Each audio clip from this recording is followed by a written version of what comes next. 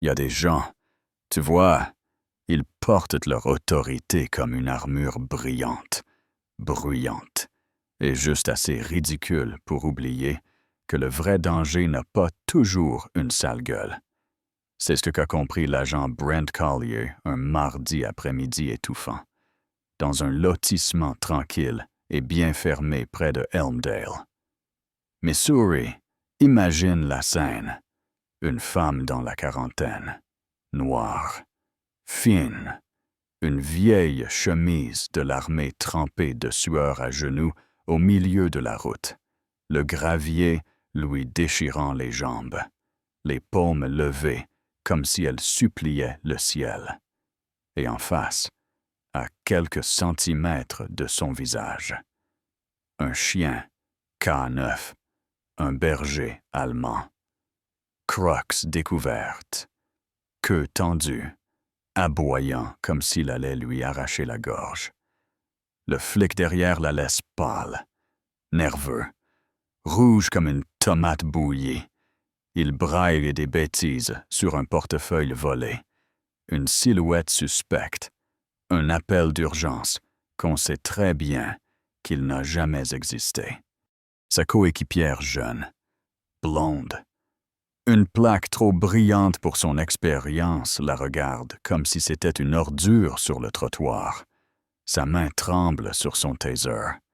Mais le chien, lui, il n'attaque pas. Il s'arrête. Il fixe.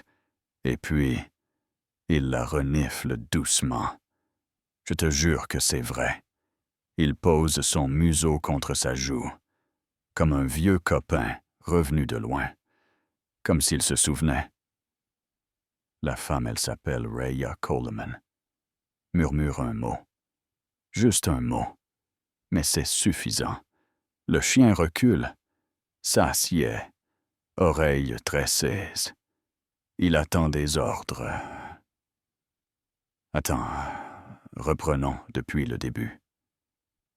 Rhea n'aurait jamais imaginé finir comme ça face contre le bitume, pendant que les voitures ralentissent pour filmer avec leur portable. Personne qui bouge pour aider. Elle menait une vie tranquille. Sergente à la retraite, ancienne, dresseuse, K9, 2 missions en Afghanistan, 2 médailles qu'elle n'a jamais accrochées chez elle. Elle aimait juste courir, tous les matins, même chemin, même t-shirt militaire, même vieille basket. Ce matin-là, elle traverse un quartier résidentiel où elle passe tout le temps. Mais aujourd'hui, quelqu'un l'a signalé. Du moins, c'est ce que les flics ont prétendu. Madame, éloignez-vous du trottoir, a aboyé l'agent Collier. Elle se retourne. Essoufflée. Je fais mon jogging. C'est tout.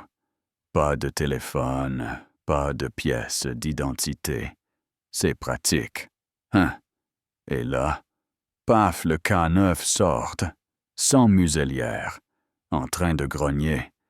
Rhea ne panique pas. Elle reconnaît ce son. C'est pas de l'agressivité, c'est de la confusion, de la reconnaissance. Parce que ce chien-là, c'est pas n'importe qui. C'est Gunner, le même qu'elle a formé, qu'elle a nourri, qui dormait à ses pieds dans les bunkers pendant que les bombes tombaient. Elle murmure encore. Gunner, Platz. Le chien fige. La tête de Collier se tord. C'est quoi ce que vous venez de dire? Son homme. Tu connais même pas ton propre partenaire la ferme, crache la fliquette blonde Rodriguez, disait sa plaque. T'as pas le droit de parler au Cage 9. Mais Gunner remue déjà la queue, et c'est là que tout part en vrille. Collier tire sur la laisse. Au pied, Gunner bouge pas. Couché, dit Rhea. Calme, mais ferme. Et Gunner. Obéit. Les yeux de Rodriguez vont de Rhea au chien. Qu'est-ce qui se passe? Rhea hausse un peu la voix, juste assez pour être entendue. Je l'ai entraîné. À l'étranger. C'est mon chien. Il se souvient. Collier ricane. Je m'en fous que tu aies entraîné Jésus en personne. T'es suspecte. Et là, comme pour montrer qu'il est le boss, il la pousse au sol. Visage contre l'asphalte. Main dans le dos. Et Gunner. Il grogne. Grave. Dangereux. Contrôle ton klebs, crie-t-il à Rodriguez, maintenant qu'il commence à flipper. Mais elle reste figée. Rhea, encore à terre, parle doucement, dans un langage que seul le chien comprend. Calme. Delta 4. Pas bouger. Gunner s'assoit. Il observe. Silencieux. Mais prêt.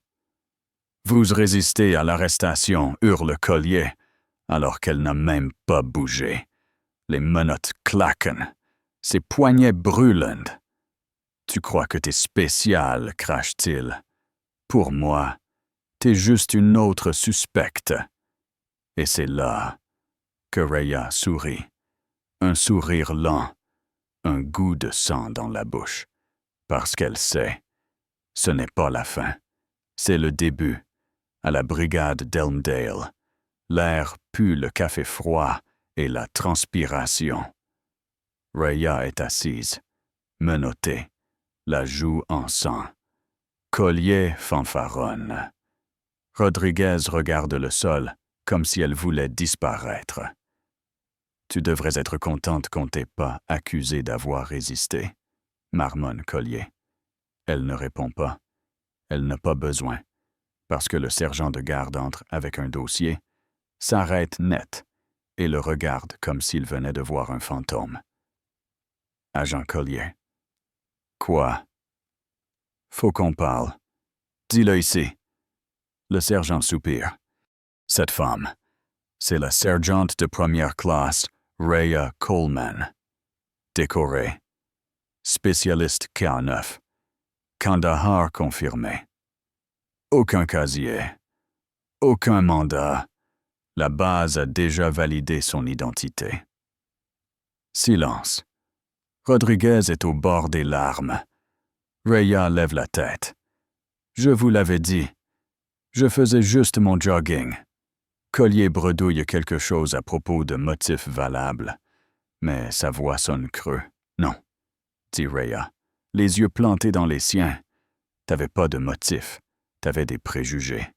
Et elle n'a pas crié, pas insulté, mais sa voix, calme, a coupé comme un couteau. Ils lui ont enlevé les menottes. Elle est sortie, mais l'histoire... Oh, elle faisait que commencer. Jeudi, les gros titres sont tombés. Maîtresse K9 vétérane arrêtée à tort. Le chien démasque le mensonge, la soi-disant plainte. N'a jamais existé. Le vol, aucun signalement. Ils ont tenté de couvrir, parler de malentendus, d'erreurs de communication. Mais trop tard. Rhea avait déjà appelé son avocat. Jalen Wexler, ancienne militaire. Calme, tranchante. Ils avaient servi ensemble. Il a tout laissé tomber pour elle. Il a porté plainte discrimination raciale. Usage excessif de la force, arrestation illégale, atteinte aux droits civils. Le tribunal était plein à craquer. Collier a tenté de se justifier qu'elle paraissait bizarre, que le chien s'était mal comporté, mais Wexler a sorti la photo, le visage blessé, les poignets meurtris, les genoux en sang. Donc, dit-il, elle était suspecte pour avoir couru en étant noire. Collier a blêmi, incapable de croiser un regard.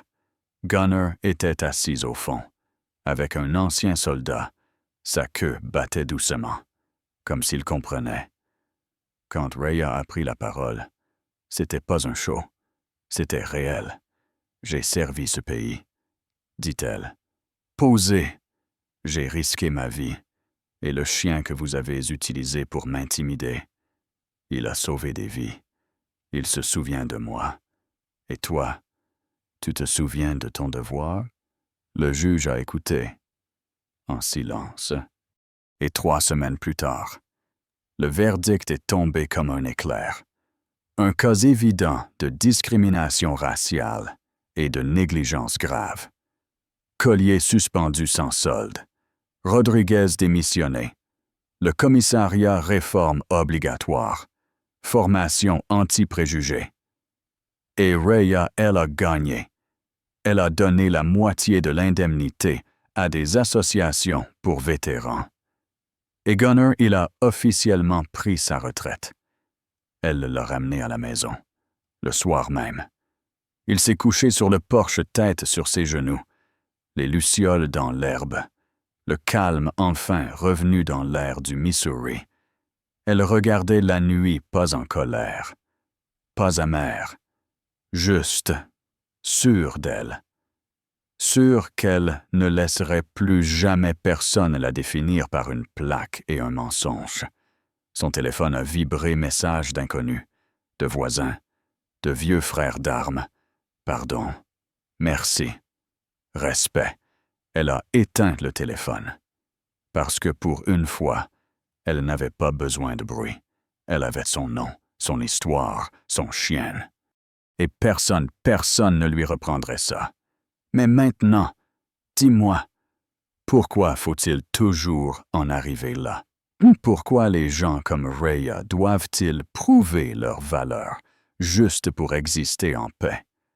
Où est passé le protéger et servir quand elle avait le visage contre la route? Tu me diras, et si cette histoire t'a touché comme elle m'a touché, partage ton avis en commentaire.